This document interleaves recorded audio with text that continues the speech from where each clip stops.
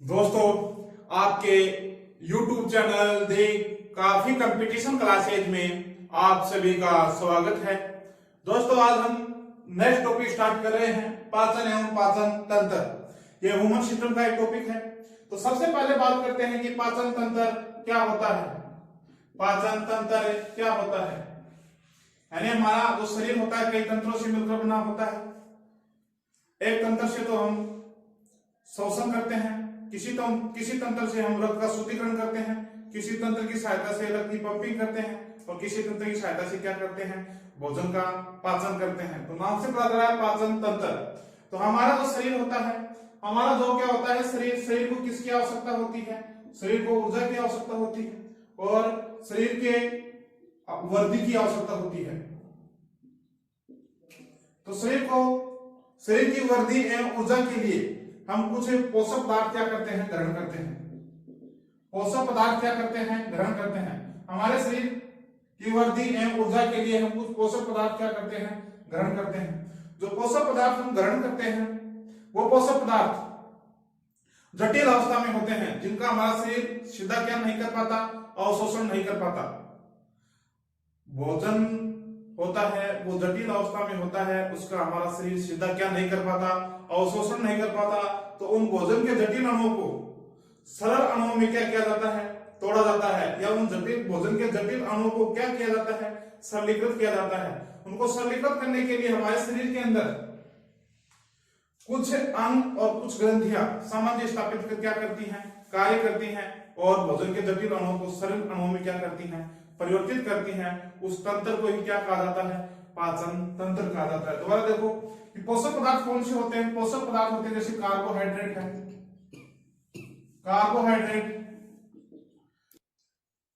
Carbohydrate, वसा और protein, vitamin, ये क्या होते हैं, पोषक पदार्थ होते हैं। और ये हमारे शरीर की वृद्धि और ऊर्जा के लिए क्या होते हैं, आवश्यक होते हैं। अब दोस्तों, ये जो पोषक पदार्थ होते हैं ये जटिल अवस्था में होते हैं। कौन सी अवस्था में होते हैं, जटिल अवस्था में होते हैं। और इनका हमारा शरीर क्या करता है, अवशोषण करता है। तो सीधा इन पदार्थों का अवशोषण नहीं कर सकता। तो इन जटिल पदार्थों को क्या किया जाता है, इन जटिल पदार्थों को क्या किया जाता है, इन जटिल पदार्थों को सरलीकृत किया जाता है। सरलीकृत किया जाता है। तो सरलीकृत किसकी सहायता से किया जाता है? ऐसा तो है नहीं कि हमारे शरीर के अंदर कोई मशीन लगी हुई है, यानी अंग होते हैं, यानी कुछ अंग या कई अंग एवं ग्रंथियां, कई अंग एवं ग्रंथियां सामंजस्य स्थापित कर, कई अंग एवं ग्रंथियां सामंजस्य स्थापित कर क्या करती हैं, कार्य करती हैं। कई अंग एवं ग्रंथियां सामंजस्य स्थापित कार्य करती हैं और इन जटिल पदार्थों को क्या करती हैं, सरलीकृत करती हैं, जिन पदार्थों का हमारा शरीर क्या कर लेता है, अवशोषण कर लेता है। तो पाचन तंत्र किसे कहते हैं?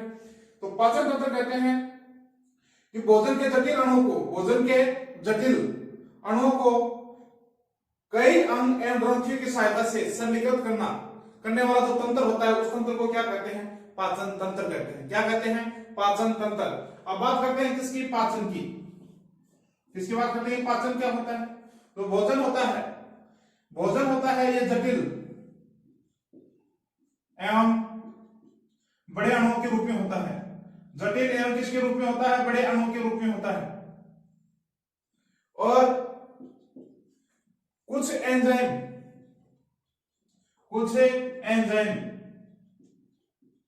एवं रासायनिक अभिक्रियाओं द्वारा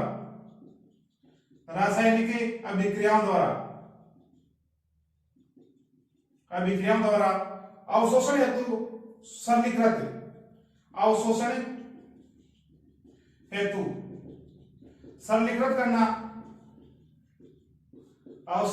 सरलीकृत करना एवं घुलनशील बनाना ही क्या कहलाता है, पाचन कहलाता है। क्या कहलाता है, पाचन। जो भोजन होता है, भोजन जटिल एवं बड़े अणुओं के रूप में होता है। जटिल एवं किसके रूप में होता है, बड़े अणुओं के रूप में होता है। तो इन जटिल एवं बड़े अणुओं को कुछ एंजाइम एवं रासायनिक अभिक्रियाओं द्वारा क्या किया जाता है, अवशोषण हेतु सरलीकृत एवं क्या बनाया जाता है, घुलनशील बनाया जाता है। इसे क्या कहा जाता है, भोजन का पाचन। या सीधे भाषा में कहें, भोजन के जटिल एवं बड़े अणुओं को रासायनिक अभिक्रियाओं एवं कुछ एंजाइमों द्वारा अवशोषण हेतु सरलीकृत एवं घुलनशील बनाना ही क्या कहलाता है, भोजन का पाचन कहलाता है। तो हमने बात की कि पाचन तंत्र क्या होता है, कई अंग और ग्रंथि। कई अंग कौन कौन से होते हैं, हम कई अंग और ग्रंथि के बारे में क्या करेंगे, पढ़ेंगे। तो अंगों के अंदर, अंग में तो क्या क्या आएगा, तो अंग के अंदर तो होता है मुख, ग्रसनी, ग्रासनाल, आमाशय, छोटी आंत, बड़ी आंत, ये, और एक होता है मलाशय, रेक्टम। ये किसके भाग होते हैं, ये अंग होते हैं। और ग्रंथियां कौन सी होती हैं, ग्रंथियां होती हैं यकृत ग्रंथि, अग्नाशय ग्रंथि और लाल ग्रंथि। लाल ग्रंथि, यकृत ग्रंथि और अग्नाशय ग्रंथि। और जो पाचन तंत्र होता है, पाचन तंत्र कई अंगों और ग्रंथि से क्या होता है, मिलकर बना होता है। तो पाचन तंत्र होता है, पाचन तंत्र का प्रमुख अंग, पाचन तंत्र का जो प्रमुख अंग होता है वो होता है आहार नाल। आहार नाल, अल्टीमेटरी कैनल, कैनल, अल्टीमेटरी कैनल, आहार नाल। तो पाचन तंत्र होता है, इसका प्रमुख अंग क्या होता है, आहार नाल होता है। जो आहार नाल होती है, इसकी जो लंबाई होती है, आहार नाल की लंबाई वो होती है 8 से 10 मीटर। आहार नाल की लंबाई कितनी होती है, 8 से 10 मीटर होती है। तो आहार नाल होती है, आहार नाल का कार्य क्या है, आहार नाल का कार्य है भोजन के, बात करते हैं आहार नाल का कार्य। तो आहार नाल का कार्य है भोजन के जटिल एवं बड़े अणुओं को, जटिल एवं बड़े अणुओं को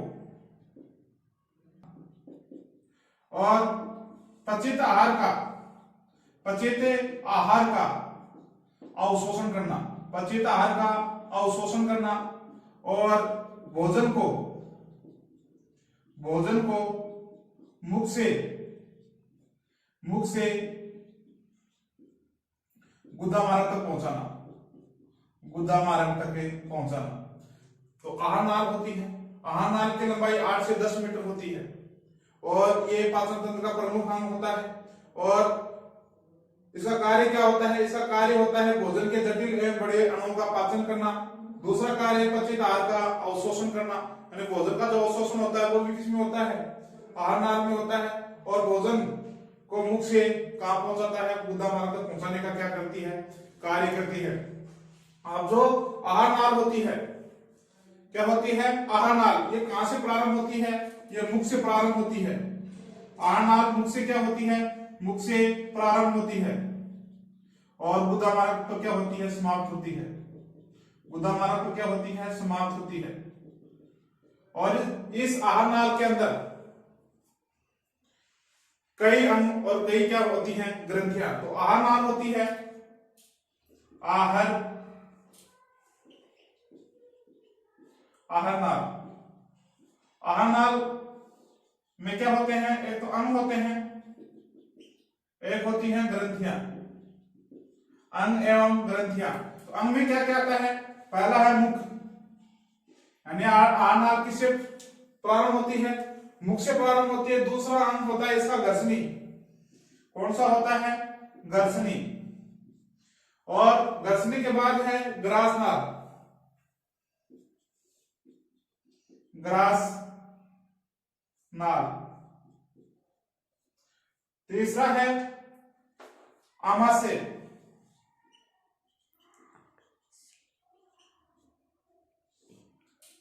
फिर है छोटी आंत, फिर है बड़ी आंत और फिर है मलाशय। ये इसके क्या होते हैं, अंग होते हैं। और ग्रंथ, जो ग्रंथि होती है उसमें आती है लाल ग्रंथि, लाल ग्रंथि और यकृत ग्रंथि, यकृत ग्रंथि। और होता है इसके अंदर अग्नाशय, पेनक्रियाज, अग्नाशय क्या होता है, अग्नाशय। जो आहारनाल होती है, आहारनाल के मुख्य दो भाग होते हैं, एक तो होते हैं अंग और एक होती है ग्रंथियां। अंग में क्या क्या आता है? मुख, ग्रसनी, ग्रासनाल और आमाशय, छोटी आंत, बड़ी आंत और मलाशय। देखो जो ये हमारा पाचन तंत्र है, पाचन तंत्र के अंदर पहला भाग होता है मुख, दूसरा भाग होता है ग्रसनी। तो मुख, ग्रसनी और ग्रासनाल और आमाशय, छोटी आंत, बड़ी आंत, छोटी आंत और बड़ी आंत और मलाशय जो होता है, ये किसके भाग होते हैं? पाचन तंत्र के अंग होते हैं, ये तो अंग होते हैं। और लाल ग्रंथि, यकृत ग्रंथि और अग्नाशय, जो एक होती है अग्नाशय ग्रंथि, ये होती है ग्रंथियां। और ये आपस में तालमेल स्थापित कर भोजन का क्या करती हैं? पाचन करती हैं। तो हम सबसे पहले पढ़ेंगे मुख, माउथ। सबसे पहले बात करते हैं कि जो मुख होता है यह है आहार नाल का प्रारंभिक भाग होता है। आहार नाल का क्या होता है? प्रारंभिक भाग होता है। प्रारंभिक क्या होता है? अंग होता है। तो आहार नाल का प्रारंभिक अंग क्या होता है? मुख। यह आहार नाल कहां से प्रारंभ होती है? यानी मुख गुहा से क्या हो जाती है? प्रारंभ हो जाती है। आहार नाल कहां से प्रारंभ हो जाती है? मुख गुहा से प्रारंभ होती है। तो मुख होता है, क्या होता है? मुख होता है, इसकी जो संरचना होती है वो होती है प्यालेनुमा। कैसी होती है? प्यालेनुमा होती है। मुख की जो संरचना होती है वो क्या होती है? प्यालेनुमा होती है। और मुख अंदर से कैसा होता है? खोखला होता है। मुख अंदर से कैसा होता है? खोखला होता है। और मुख के अंदर दो जबड़े होते हैं, दो जबड़े होते हैं। एक को कहा जाता है ऊपरी जबड़ा, एक को कहा जाता है निचला जबड़ा। निचला जबड़ा क्या कहा जाता है? ऊपरी जबड़ा और निचला जबड़ा। तो ऊपरी जबड़ा होता है उसको कहा जाता है इंग्लिश में मैक्सिला, और इसको कहा जाता है मैंडिबुलर। क्या कहा जाता है? मैंडिबुलर। दोस्तों एग्जाम में क्वेश्चन पूछा जाता है हमारे शरीर की सबसे मजबूत हड्डी कौन सी होती है? जबड़े की। तो जबड़े में भी कौन सी होती है? मैंडिबुलर। तो निचला जबड़ा होता है, ये सबसे मजबूत क्या होता है? जबड़ा होता है। क्या सबसे मजबूत हड्डी किसकी होती है? जबड़े की होती है। तो मुख होता है, मुख आहार नाल का प्रारंभिक अंग होता है। इसकी संरचना पालेनुमा होती है। अंदर से कैसा होता है? एक खोखला अंग होता है और इसके अंदर दो जबड़े होते हैं। एक तो होता है ऊपर, एक होता है नीचे। तो ऊपर वाले जबड़े को कहा जाता है ऊपरी जबड़ा या मैक्सिला, और निचला जो जबड़ा होता है उसको कहा जाता है मैंडिबुलर। अभी तो जबड़े होते हैं, इन दोनों जबड़ों के बीच में जीभ स्थित होती है। दोनों जबड़ों के बीच में क्या होती है? जीभ स्थित होती है। और जो जीभ होती है, इस जीभ का जो आधारी भाग होता है, जीभ का आधारी भाग होता है, ये फ्रेनुलम से जुड़ा होता है। फ्रेनुलम से क्या होता है? जुड़ा होता है। जीभ होती है, जीभ का जो आधारी भाग होता है वो किससे जुड़ा होता है? फ्रेनुलम लिंगुअल से। किससे जुड़ा होता है? फ्रेनुलम लिंगुअल से क्या होता है? जुड़ा होता है। और जो जीभ होती है, जीभ का क्या कार्य है? अब बात करते हैं जीभ का कार्य। जीभ का क्या कार्य है? जीभ का कार्य स्वाद का चखना, स्वाद का पता लगाना, स्वाद का पता लगाना। दूसरा कार्य इसका भोजन में लार मिलाना, भोजन में लार मिलाना, भोजन में लार मिलाना। और दांतों की सफाई करना, दांतों की सफाई करना, सफाई करना। तो जीभ होती है, जीभ का कार्य होता है स्वाद का पता लगाना, भोजन में लार मिलाना और दांतों की सफाई करना। अब बात करते हैं कि जीभ होती है, जीभ का कौन सा भाग मीठे को बताता है? मीठे के स्वाद को बताता है। कौन सा भाग जीभ का कौन सा भाग कड़वे स्वाद को बताता है? कौन सा भाग नमकीन वाले स्वाद को बताता है? जैसे ये जीभ है, जीभ का ये कौन सा भाग है? पीछे का भाग है। ये आगे का भाग है और ये पार्श्व भाग है, पार्श्व भाग। तो पीछे का जो भाग होता है, जीभ का जो पीछे का भाग होता है वो कड़वे स्वाद को बताता है, और साइड वाला जो पार्श्व जो भाग होता है ये नमकीन के स्वाद को बताता है, नमकीन या कड़वे का, सॉरी नमकीन या खट्टे का। आगे का भाग होता है ये मीठे को बताता है, किसको बताता है, मीठे के स्वाद को क्या करता है, बताता है। तो जीभ होती है दोनों जबड़ों के बीच स्थित होती है, स्वाद का पता लगाती है, भोजन में क्या मिलाती है, लार मिलाती है, और दांतों की क्या करती है, सफाई करने का कार्य करती है। जीभ होते हैं, जीभ के तीन भाग होते हैं, पीछे का भाग, आगे का भाग और पार्श्व का भाग। आगे का भाग मीठे के स्वाद को बताता है, साइड का भाग तो पार्श्व का भाग वो नमकीन या खट्टे का स्वाद का पता लगाता है, और जो पीछे का भाग होता है वो कड़वे स्वाद का क्या लगाता है, पता लगाता है। और जो मुख होता है, मुख के अंदर क्या होते हैं, जबड़े, और इन जबड़ों में क्या उपस्थित होते हैं, दांत। क्या उपस्थित होते हैं, दांत। इन दांतों की हम क्या करेंगे, चर्चा करेंगे, दांतों की क्या करेंगे, चर्चा करेंगे। दोस्तों आप सभी को पता है वह मुख होता है, मुख के अंदर दो जबड़े होते हैं, दोनों जबड़ों के बीच जीभ होती है। जीभ का क्या कार्य है, जीभ का कार्य है भोजन में लार मिलाना, मुंह की सफाई करना और स्वाद का पता लगाना होता है। और जो हमारे शरीर की सबसे मजबूत हड्डी होती है वो कौन सी होती है, जबड़े की होती है। किसकी होती है, जबड़े की। और जबड़े में कौन सी होती है, मैंडिबुलर की होती है। किसकी होती है, मैंडिबुलर की होती है। तो हमने जीभ की चर्चा कर ली, अब बात करते हैं किसकी, जबड़े। तो जबड़े में क्या होते हैं, दांत। क्या होते हैं, दांत। अब दांतों की हम चर्चा करते हैं। तो जो जबड़े होते हैं, जबड़ों के अंदर क्या होते हैं, गर्त होते हैं। उन गर्त को क्या कहा जाता है, मसूड़े कहा जाता है। उन मसूड़ों के अंदर क्या होते हैं, दांत उपस्थित होते हैं। अब बात करते हैं किसकी दांतों की, मानव के दांतों की। किसी चर्चा करते हैं मानव के दांतों की। तो मानव के जो दांत होते हैं, मानव के जो दांत होते हैं ये जीवन में 2 बार आते हैं। जीवन में कितनी बार आते हैं, 2 बार आते हैं। इसलिए मनुष्य को द्विबार दंती प्राणी कहा गया है। द्विबार दंती प्राणी, द्विबार दंती प्राणी। द्विबार दंती प्राणी क्यों कहते हैं, क्योंकि मनुष्य के जीवन में दांत कितनी बार आते हैं, 2 बार आते हैं। एग्जाम में क्वेश्चन पूछ लिया जाता है, मनुष्य दांतों के आधार पर कौन सा प्राणी है, द्विबार दंती या एक बार दंती। तो मनुष्य द्विबार दंती क्या होता है, प्राणी होता है। और मनुष्य विषम बार दंती प्राणी भी होता है, विषम बार दंती प्राणी, विषम बार दंती प्राणी। विषम बार दंती प्राणी क्यों कहते हैं, क्योंकि मनुष्य के अंदर काटने वाले दांत भी होते हैं, चीरने फाड़ने वाले दांत भी होते हैं, और चबाने वाले दांत भी होते हैं। इसलिए मनुष्य को कौन सा प्राणी कहा जाता है, विषम बार दंती प्राणी कहा जाता है। तो जो दांत होते हैं ये स्थायित्व के आधार पर, स्थायित्व के आधार पर 2 प्रकार के होते हैं। कौन कौन से, एक तो होते हैं अस्थायी दांत, अस्थायी दांत। एक होते हैं स्थायी दांत, एक होते हैं स्थायी दांत।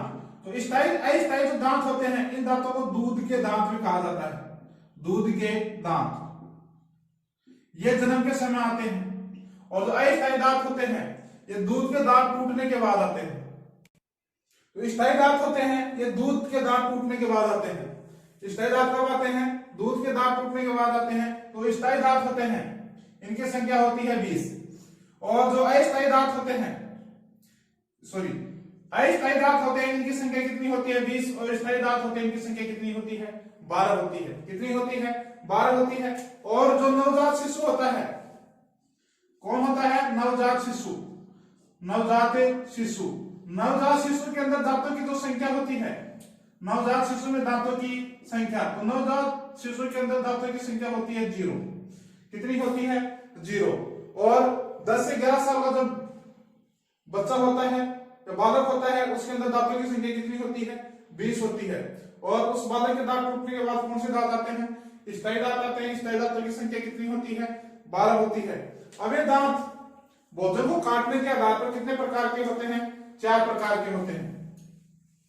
भोजन को काटने के आधार पर, भोजन को काटने के आधार पर, काटने के आधार पर कितने प्रकार के होते हैं, 4 प्रकार के होते हैं, 4 प्रकार के होते हैं। तो भोजन को काटने के आधार पर दांत कितने प्रकार के होते हैं, 4 प्रकार के होते हैं। कौन कौन से होते हैं, नंबर 1 इनकी ट्रिक है ICP P M, IC PM, IC कौन पीएम, आसी यानी हमारे जो राजस्थानी जो लैंग्वेज है उसके अंदर बोलते हैं, कोई आता है तो बोलते हैं आसी, कौन आसी, पीएम आसी, तो आईसी पीएम। आई यानी होता है इंसीजर,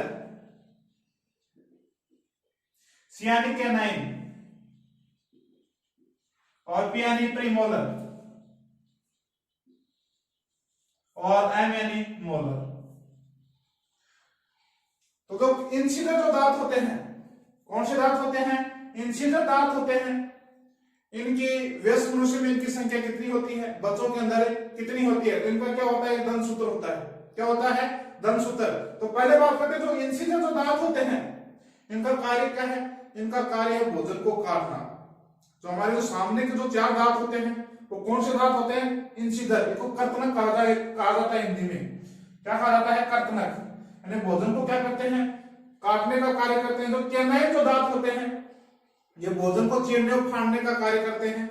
जो हमारे साइड के जो दांत होते हैं हम उनको बोलते हैं डांट के दांत। कौन से दांत बोलते हैं, डांट के दांत बोलते हैं। ये अधिकांशतः मांसाहारी प्राणियों में क्या होते हैं, विकसित होते हैं। अधिकांश कौन से प्राणी में विकसित होते हैं, मांसाहारी प्राणियों में क्या होते हैं, विकसित होते हैं। बात करते हैं प्रीमोलर। प्रीमोलर और मोलर जो दांत होते हैं इनका कार्य होता है भोजन को चबाना और चूर्णित करना। भोजन को चबाना और चूर्णित करना होता है। तो दोबारा देखो, हम बात करेंगे, हम मुख्य बात करें तो मुख्य अंदर दो जबड़े होते हैं और उन जबड़ों के अंदर दांत उपस्थित होते हैं। तो जो मनुष्य होता है, मनुष्य द्विबारदंती प्राणी होता है और विषमबारदंती प्राणी भी होता है। द्विबारदंती प्राणी क्यों कहते हैं, क्योंकि मनुष्य के जीवन में कितनी बार दांत आते हैं, 2 बार, इसलिए द्विबारदंती। और विषमबारदंती प्राणी क्यों कहते हैं, क्योंकि मनुष्य के अंदर चीरने फाड़ने वाले, भोजन को काटने वाले, चबाने वाले सभी प्रकार के दांत उपस्थित होते हैं, इसलिए विषमबारदंती प्राणी भी कहा जाता है। और जो दांत होते हैं ये स्थायित्व के आधार पर 2 प्रकार के होते हैं, अस्थायी और स्थायी। अस्थायी दांत होते हैं इनको दूध के दांत भी कहा जाता है। ये जन्म के समय जो दांत आते हैं उनको दूध के दांत कहा जाता है। और ये कुछ वर्ष बाद, 10-12 वर्ष का जब बालक हो जाता है तो दांत टूटने लगते हैं। और कौन से दांत आते हैं, स्थायी दांत। तो स्थायी दांत होते हैं उनकी संख्या कितनी होती है, 12। तो दूध के दांत टूटने के बाद जो दांत आते हैं उन दांतों को क्या कहा जाता है, स्थायी दांत कहा जाता है। और वयस्क मनुष्य में कुल दांतों की संख्या कितनी होती है, 32 होती है। कितनी होती है, 32। नवजात शिशु होता है उसमें दांतों की संख्या कितनी होती है, 0 होती है। भोजन को काटने के आधार पर दांत कितने प्रकार के होते हैं, 4 प्रकार के होते हैं, इंसीजर, कैनाइन, प्रीमोलर और मोलर। इनकी ट्री क्या है, आईसीपीएम, आईसीपीएम। तो इंसीजर तो दांत होते हैं, कर्तनक क्या होते हैं, दांत होते हैं। इनका कार्य होता है भोजन को काटना। इनको हिंदी में बोलते हैं रत्नक, इनको बोलते हैं चौर्णक, और इनको कहा जाता है अगर चौर्णक, अगर चौर्णक। इन सभी का कार्य क्या है, इन दोनों का कार्य भोजन को चूर्णित करना और चबाना। अब बात करते हैं कि वयस्क मनुष्य का दंतसूत्र क्या होता है। वयस्क मनुष्य का दंतसूत्र। तो वयस्क मनुष्य कौन सा होता है, यानी 18 से ऊपर की जिसकी एज हो जाती है वो वयस्क मनुष्य होता है। यानी उसकी सोचने की जो क्षमता होती है वो बढ़ जाती है। तो कौन सा मनुष्य होता है, वयस्क मनुष्य होता है। तो जो वयस्क मनुष्य होता है इसका दंतसूत्र क्या होता है, देखो वयस्क मनुष्य हो जाता है तो उसकी क्या होती है, शादी। तो शादी की उम्र कितनी होती है, 21 से 23 होती है। कितनी होती है, 21 से 23। और मनुष्य के मुख में कितने जबड़े होते हैं, 2 जबड़े। एक ऊपरी जबड़ा होता है, एक निचला जबड़ा, ऊपर भी और नीचे भी। एक 21-23 जबड़ों की संख्या कितनी होती है, 2। तो कौन सा दांत है, आईसीपीएम, इंसीजर, कैनाइन, प्रीमोलर और मोलर। तो अब एग्जाम में क्वेश्चन पूछ लिया जाता है कि वयस्क मनुष्य में इंसीजर दांतों की संख्या कितनी होती है, कैनाइन की कितनी होती है, प्रीमोलर की कितनी होती है और मोलर की कितनी होती है। तो इस 2 को किससे गुणा करेंगे, इस 2 से गुणा करेंगे तो इनकी संख्या कितनी होगी, 4 इनकी होगी। और ये 2 इससे भी गुणा होगा, 4 इनकी होगी। तो इंसीजर जो दांत होते हैं इनकी संख्या टोटल कितनी होती है, 8। 2 को 1 से गुणा करेंगे 2, और ये भी कितने हैं, 2। तो जो कैनाइन दांत होते हैं, रत्नक दांत होते हैं, इनकी संख्या कितनी होती है, 4। अभी 2 किससे गुणा होगा, 2 से भी होगा, 2 दूनी 4 और 2 दूनी 4। इनकी संख्या कितनी होती है, 8। अभी 3 दूनी 6 और 3 दूनी 6, इनकी संख्या कितनी होती है? मोदन की संख्या कितनी होती है? 12। कितनी होती है? 12। तो अब एग्जाम में पूछा जाए इनसे जो दांत होते हैं इनकी संख्या कितनी होती है? इनकी संख्या होती है 8। कैनाइन की संख्या कितनी होती है? कैनाइन की संख्या होती है 4। प्रीमोलर की कितनी होती है? 8। और मोलर की कितनी होती है? 12। अब बात करते हैं बच्चों का दंत सूत्र। बच्चों का दंत सूत्र, तो बच्चों का जो दंत सूत्र होता है वो क्या होता है? बच्चे होते हैं यानी 21 साल की उम्र में क्या होती है? शादी होती है। बच्चे कितने होते हैं? 2। 21-02, 21-02।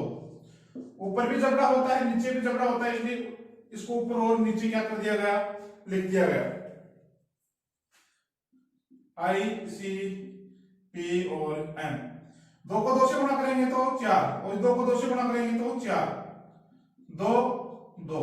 0 को इससे 2 से गुणा करेंगे 0, इस 2 को 0 से गुणा करेंगे 0, 2 को 2 से गुणा करेंगे 4, और 2 को 2 से गुणा करेंगे 4। तो जो इनसे जो दांत होती है उनकी संख्या कितनी होती है? 8। कितनी होती है? 8 होती है। कैनाइन होती है, इनकी संख्या कितनी होती है? 4। प्रीमोलर की कितनी होती है? 0। और मोलर की कितनी होती है? 8। तो एग्जाम में क्वेश्चन में यहां कंफ्यूज होते हैं बच्चों के अंदर कौन से दांत अनुपस्थित होते हैं। तो बच्चों के अंदर प्रीमोलर जो दांत होते हैं वो क्या होते हैं? अनुपस्थित होते हैं।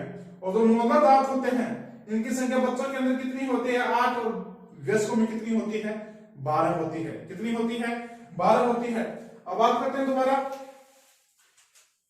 इंसिजर दांतों की। इंसिजर जो दांत है इनका कार्य भोजन को काटना, भोजन को काटना। और वयस्क मनुष्य में इसकी संख्या कितनी होती है? 8 होती है। और जो कैनाइन दांत होते हैं, कैनाइन जो दांत होते हैं इनका कार्य है भोजन को चीरना और फाड़ना, चीरना व फाड़ना, चीरना व फाड़ना। और तो प्रीमोलर है, क्या है? प्रीमोलर, इनका कार्य भोजन को चबाना, चबाना व चूर्णित करना, चूर्णित करना। और मोलर का कार्य क्या है? मोलर का कार्य है भोजन को चबाना व चूर्णित करना। इनका कार्य भी क्या है? भोजन को चबाना व चूर्णित करना। तो एग्जाम में पूछ लिया जाता है कि चबाने वाले दांत कौन से होते हैं? तो चबाने वाले होते हैं प्रीमोलर और मोलर। चीरने फाड़ने वाले दांत कौन से होते हैं? कैनाइन होते हैं। और इनसे जो दांत होते हैं ये क्या होते हैं? भोजन को काटने का कार्य करते हैं। कैनाइन जो दांत होते हैं मांसाहारी प्राणियों में, मांसाहारी प्राणी में क्या होते हैं? अधिक विकसित होते हैं। मांसाहारी प्राणी में क्या होते हैं? अधिक विकसित होते हैं। जो हाथी होता है, हाथी के जो बाहर जो दांत निकले होते हैं वो कौन से दांत होते हैं? वो कैनाइन दांत, सॉरी कैनाइन दांत होते हैं। वो भोजन को चीरने और फाड़ने का क्या करते हैं? कार्य करते हैं। अब दोस्तों जो मुख होता है, मुख के अंदर जीभ होती है। जीभ का कार्य होता है भोजन में लाल मिलाना और मुख की सफाई करना होता है और भोजन को मुख में घुमाना होता है। इसके बाद हमने पढ़ा है मुख के अंदर क्या होते हैं? दांत होते हैं। दांत होते हैं, दांत भोजन को किसका कार्य करते हैं? चबाने का कार्य करते हैं, काटने का कार्य करते हैं, चीरने फाड़ने का कार्य करते हैं।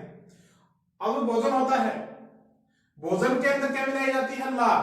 क्या मिलाई जाती है? लार मिलाई जाती है।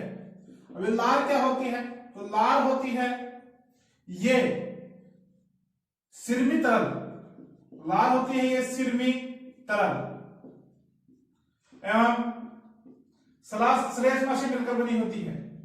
किससे मिलकर बनी होती है? सिरमी तरल और श्लेष्मा से क्या होती है? मिलकर बनी होती है, जिसे क्या बोलते हैं? लार। तो सिरमी तरल होता है ये भोजन को क्या करता है? गीला करता है। भोजन को क्या करता है? गीला। और जो श्लेष्मा होता है ये भोजन को क्या बनाता है? चिकना बनाता है। क्या बनाता है? चिकना, या लुब्रिकेंट का कार्य करता है। लुब्रिकेंट का क्या करता है? कार्य करता है। तो सिरमी तरल होता है ये भोजन को क्या करता है? गीला करता है। और जो श्लेष्मा होता है भोजन को चिकना, वो क्या बनाता है? लुब्रिकेंट बनाता है। अब बात करते हैं कि लार स्रावित कहां से होती है, यानी सिरमी तरल और जो श्लेष्मा होता है कहां से स्रावित होता है? तो मुख होता है हमारा। क्या होता है? मुख है। मुख में पाई जाती है लार ग्रंथियां। क्या पाई जाती हैं? लाल ग्रंथियां पाई जाती हैं और उन लाल ग्रंथि से क्या स्रावित होता है, श्लेष्मा तरल और श्लेष्मा स्रावित होता है। और ये श्लेष्मा तरल और श्लेष्मा मिलकर किसका निर्माण करती हैं, लार का। लार का कार्य भोजन को गीला बनाना और चिकना बनाना होता है। क्या बनाना होता है, गीला और चिकना। और जो लार होती है, लार के अंदर एंजाइम भी पाए जाते हैं। क्या पाए जाते हैं, लार के अंदर एंजाइम भी पाया जाता है। तो कौन सा एंजाइम पाया जाता है, टाइलिन और एमाइलेज एंजाइम पाया जाता है, या एमिलेज, टाइलिन या एमिलेज। अब ये टाइलिन जो एमिलेज एंजाइम होता है, ये स्टार्च वह मंड का क्या करते हैं, स्टार्च या मंड का क्या करते हैं, पाचन करते हैं। और किसमें बदलते हैं, माल्टोज में। किसमें बदल देते हैं, माल्टोज में। तो भोजन होता है, भोजन का जो पाचन होता है वो कहां से शुरू हो जाता है, भोजन का पाचन मुख से शुरू हो जाता है। और सर्वप्रथम किसका पाचन होता है, स्टार्च या मंड या कार्बोहाइड्रेट होता है, उसका पाचन कहां से शुरू हो जाता है, मुख से शुरू हो जाता है। जो मुख होता है, मुख में क्या होती है, लार। और लार में कौन सा एंजाइम पाया जाता है, एग्जाम में पूछ लिया जाता है कि लार में कौन सा एंजाइम पाया जाता है। तो लार में टाइलिन और एमिलेज एंजाइम पाए जाते हैं। स्टार्च या मंड का क्या करते हैं, पाचन करते हैं और किसमें बदलते हैं, माल्टोज में बदलते हैं। जो हमारी जो लार होती है, लार के अंदर एक और जीवाणु पाया जाता है जिसको कहा जाता है लाइसोजाइम एंजाइम, लाइसोजाइम जीवाणु, लाइसोजाइम क्या पाया जाता है, एक जीवाणु पाया जाता है। क्या पाया जाता है, लाइसोजाइम जीवाणु पाया जाता है, जो भोजन को क्या करता है, भोजन को करता है, कीटाणु मुक्त करता है, भोजन को कीटाणु मुक्त करता है। लार के अंदर लाइसोजाइम जीवाणु पाया जाता है, वो भोजन को क्या करता है, कीटाणु मुक्त करता है। हमारी आंख होती है, हमारी आंख के अंदर भी लाइसोजाइम क्या पाया जाता है, जीवाणु पाया जाता है। जैसे हमारे शरीर के अंदर कोई सूक्ष्म जीव प्रवेश करता है, तुरंत उसको वो लाइसोजाइम जो जीवाणु होता है, लाइसोजाइम क्या होता है, जीवाणु होता है, वो जीवाणु उन कीटाणु को क्या कर देता है, नष्ट कर देता है। तो अब बात करते हैं मुख के अंदर जो लार होती है किससे स्रावित होती है, लार ग्रंथियों से। अब ये लार ग्रंथियां होती हैं, मुख में 3 प्रकार की होती हैं। एक तो होती है कर्णपुरो ग्रंथि, इंग्लिश में कहा जाता है पैरोटिड ग्लैंड। एक होती है अधोजब या आवचिबुकीय।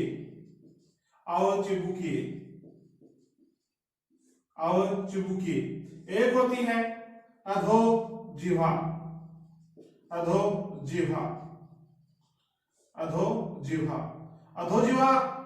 अधोजब, जब ये नहीं होता जबड़ा, जीवा यानी क्या होती है, जीभ। तो लार ग्रंथियां 3 प्रकार की होती हैं, कर्णपुरो ग्रंथि, अधोजब ग्रंथि और अवचिबुकीय ग्रंथि।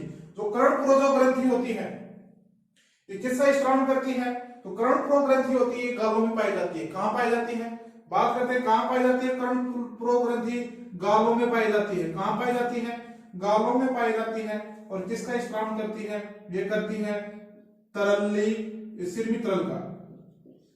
सिरमी तरल का क्या करती है, ये स्त्राव करती है। और जो अधोजब जो ग्रंथि होती है, अधोजब ग्रंथि, और एक होती है जिह्वा ग्रंथि। जिह्वा ग्रंथि होती है, कहां पाई जाती है, जीभ के नीचे। अधोजब जो ग्रंथि होती है मिश्रित ग्रंथि होती है। क्या होती है, मिश्रित ग्रंथि होती है। ये सिरमी तरल और किसका स्त्राव करती है, ये करती है श्लेष्मा का। सिरमी तरल और श्लेष्मा का क्या करती है, स्त्राव करती है। इसलिए इसको कौन सी ग्रंथि कहा जाता है, मिश्रित ग्रंथि। और अधोजिह्वा जो ग्रंथि होती है जीभ के नीचे स्थित होती है। कहां स्थित होती है, जीभ के नीचे स्थित होती है। केवल इस श्लेष्मा का क्या करती है, स्त्राव करती है। इसका स्त्राव करती है, श्लेष्मा का। तो सिरमी तरल और श्लेष्मा मिलकर किसका निर्माण करते हैं, लार का। सिरमी का कार्य भोजन को गीला करना और श्लेष्मा का कार्य है भोजन को चिकना बनाना। तो लार होती है, लार के अंदर एंजाइम पाया जाता है। कौन सा एंजाइम पाया जाता है, टाइलिन और एमिलेज एंजाइम पाए जाते हैं। स्टार्च या मंड का क्या करते हैं, पाचन करते हैं। और पाचन कर इसको किस में बदलते हैं, माल्टोज में बदलते हैं। तो एग्जाम में क्वेश्चन पूछा जाता है कि भोजन का पाचन सर्वप्रथम कहां से प्रारंभ होता है, तो मुख से क्या होता है, प्रारंभ होता है। और दोस्तों जो मुख में पचित भोजन होता है, क्या होता है, मुख में पचित भोजन होता है, मुख में क्या होता है, पचित भोजन। तो मुख में पचित भोजन को कहा जाता है बोलस। क्या कहा जाता है, बोलस कहा जाता है। क्या कहा जाता है, बोलस कहा जाता है। तो दोस्तों आज हमने पढ़ा है कि पाचन क्या होता है, पाचन तंत्र क्या होता है, और पाचन तंत्र का मुख्य अंग होता है आहार नाल, और आहार नाल के अंदर जो आहार नाल होती है वो कहां से प्रारंभ होती है, आहार नाल प्रारंभ होती है मुख से। तो मुख के अंदर, भाई मुख के अंदर क्या होती है, मुख के अंदर जीभ होती है, तो जीभ की हमने चर्चा कर ली। मुख के अंदर दांत होते हैं, दांतों की हमने चर्चा कर ली। और मुख के अंदर क्या होती है, लाल ग्रंथियां होती है, लाल ग्रंथि की हमने क्या कर ली, चर्चा कर ली। और जो मुख में जो पचित भोजन होता है, यानी सर्वप्रथम भोजन को मुख में डाला जाता है, दांतों की सहायता से जो छोटे छोटे टुकड़ों में क्या किया जाता है, तोड़ा जाता है, और तोड़ने के बाद उसमें लाल ग्रंथि द्वारा लाल स्रावित होती है, वो लाल मिल जाती है। और लाल के अंदर एंजाइम होते हैं, वो एंजाइम कार्बोहाइड्रेट का अल्प मात्रा में क्या कर देते हैं, पाचन कर देते हैं। लाल के अंदर लाइसोजाइम जीवाणु पाया जाता है, वो भोजन को क्या करता है, कीटाणु मुक्त करता है। और मुख में जो पचित भोजन होता है उसको क्या कहा जाता है, बोलस कहा जाता है। क्या कहा जाता है, बोलस कहा जाता है। और मुख के अंदर 3 प्रकार की लाल ग्रंथियां पाई जाती हैं। कर्णपुरो ग्रंथि को पेरोटिड ग्रंथि कहा जाता है, अधोजव या अवचुंबकीय ग्रंथि को मैंडिबुलर कहा जाता है। और जो कर्णपुरो ग्रंथि होती है ये कहां पाई जाती है, हमारे गालों के अंदर पाई जाती है। ये सिरमी तरल का क्या करती है, स्त्राव करती है। अधोजव या अवचुंबकीय जो ग्रंथि होती है ये सिरमी तरल और श्लेष्मा का क्या करती है, स्त्राव करती है। अधोजीवा ग्रंथि होती है केवल किसका स्त्राव करती है, श्लेष्मा का। कर्णपुरो किसका करती है, सिरमी तरल का। और अधोजव ग्रंथि होती है सिरमी तरल का भी करती है और श्लेष्मा का स्त्राव भी करती है, इसलिए इसे कौन सी ग्रंथि कहा जाता है, मिश्रित ग्रंथि कहा जाता है। दोस्तों अब हम पढ़ेंगे अगले जो नेक्स्ट टॉपिक में पढ़ेंगे गर्सनीय ग्रासनाल और आमाशय के बारे में। नेक्स्ट वीडियो के अंदर क्या करेंगे, चर्चा करेंगे। दोस्तों अगर वीडियो अच्छा लगा हो तो सब्सक्राइब और लाइक जरूर करना, क्योंकि सब्सक्राइब और लाइक करने के आपके कोई पैसे नहीं लगते। और दोस्तों हो सके तो शेयर भी करना। थैंक यू दोस्तों, वीडियो अच्छा लगा हो तो शेयर जरूर करना।